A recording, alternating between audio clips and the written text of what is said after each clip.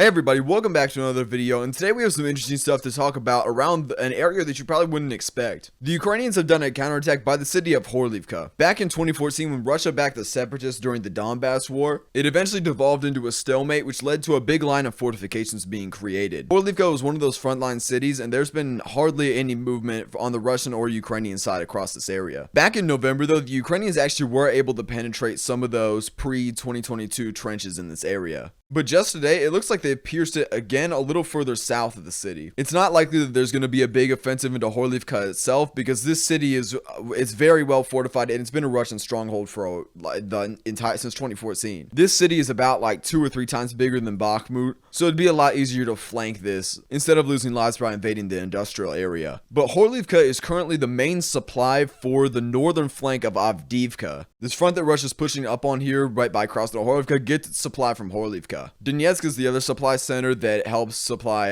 Vodine and Avdiivka and some of the areas on this side. The more Ukraine can wedge themselves into this area by Horlivka, the more difficult it becomes to supply the northern Avdiivka flank. The Ukrainians can launch more drones and missiles in this area, and it gets them better fire control. It's also likely that the Russians will have to send new troops into this area to account for the lack of the fortifications. Without getting too involved in urban combat, it's likely that the Ukrainians could just push a little bit deeper into this area to create an uncomfortable wedge that Russia will have to divert resources to attack. There's a small river right along here which could act as a nice barrier preventing flanking. But it's likely that this push would just be used as a diversion to maybe take some pressure off of Avdiivka, because that's the most convenient place to relocate troops from. Every small breakthrough like this anywhere else on the front, but especially by Horlivka, is another place where Russia has to account for and take some supplies off of Avdiivka. Now, speaking of Avdiivka, the Russians have made a small push into Pervomaisk right here. The Russians by Avdiivka are currently trying to hit from every single direction. They're throwing a lot of resources in a lot of directions just to find an opening,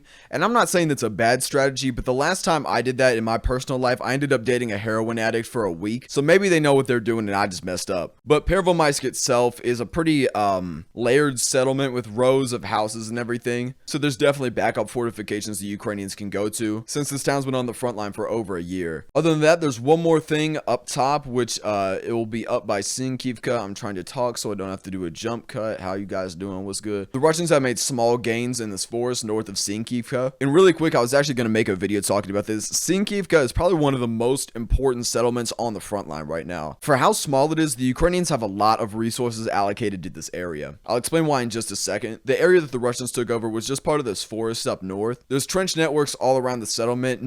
There's some in the forest, but some outside as well. And this is a very important settlement to hold. The Ukrainians have been holding that settlement for I think over a year at this point. It would force them to have to readjust to this area, which just puts Petropavlivka and Kuchervka in between Russia and Kupiansk. And if Russia is able to reach Kupiansk and cut this bridge that goes across the Oskil River, this whole section of the front right about here is going to become very hard to supply. Right now, the Ukrainians use this road that goes through Oskil. They use the ones that go through Liman, the Kupiansk one itself, this other bridge right here, and this one through Barova to supply this front. But Kupiansk is by far the most useful one because of how north it is. This forest also goes back and forth all the time, and it's mostly a gray zone. So we'll wait to actually see if the Russians can turn that into anything. One more thing, ground launched small diameter bombs, which have a 150 kilometer radius, have finally been sent to Ukraine. Or they're on their way at least. Let me draw a 150 kilometer radius over the front.